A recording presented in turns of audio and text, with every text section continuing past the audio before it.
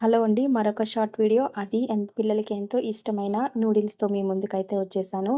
మనకి స్ట్రీట్ స్టైల్‌లో కావాలంటే వీడియో స్కిప్ చేయకుండా చివరి వరకు చూడండి. నూడిల్స్ ఇష్టం లేని పిల్లలు ఎవ్వరు ఉండరు. అందరికీ ఇష్టము. కానీ బయట దానికంటే మనం ఇంట్లో మేక్ చేసి పెట్టడం చాలా మంచిది. అండ్ ఇవి రెగ్యులర్ బేసిస్‌గా మేము ఎంకరేజ్ చేయము. సో, మీరు ఎంకరేజ్ చేయరు. అప్పుడప్పుడు తినడానికైతే పర్వాలేదు. సో, ముందుగా వాటర్‌లోని నూడిల్స్‌నైతే వేసి వీటిని మంచిగా బాయిల్ చేసుకోవాలి. బాయిల్ చేసుకొని ఇవి మంచి బాయిలింగ్‌కొచ్చిన తర్వాత అవి కుక్ అయిన తర్వాత వీటినిలో ఉన్న వాటర్‌నంతా డ్రైన్ చేసేసుకోవాలి. ఇప్పుడు డ్రైన్ చేసుకొని వాటిని పక్కన పెట్టేసుకొని ఇప్పుడు అదే ప్యాన్‌లోని కొంచెం అంత ఆయిల్‌నైతే యాడ్ చేసుకోండి.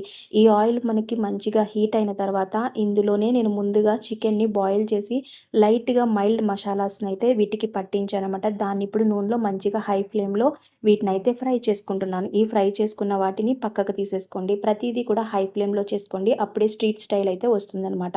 సో, ఇప్పుడు వీటిని మనం పక్కకు తీసేసుకున్న తర్వాత ఇప్పుడు ఇదే ఆయిల్‌లో ముందుగా తరిగి పెట్టుకున్న క్యాబేజీ తరుగునైతే ఇందులో వేసుకుంటున్నాను. దీన్ని మంచిగా హై ఫ్లేమ్‌లో టాస్ చేసుకోవాలి. ఇలా హై ఫ్లేమ్‌లో టాస్ చేసుకుంటే మనం వేసిన ప్రతి ఇంగ్రీడియెంట్ కూడా మనకి స్ట్రీట్ స్టైల్ అయితే వస్తుంది. ఇప్పుడు ఉల్లిపాయి, అలాగే క్యారెట్టు, క్యాప్సికమ్ నేను ఇక్కడ గ్రీన్ క్యాప్సికమ్ ఏసాను.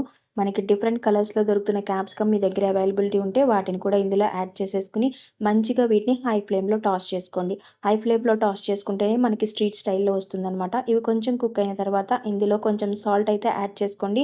ఈ సాల్ట్ మొత్తం కలిసేలాగా మళ్ళీ ఒకసారి అయితే దీన్ని టాస్ చేసుకోండి. దగ్గరుండి చేసుకోవాలి.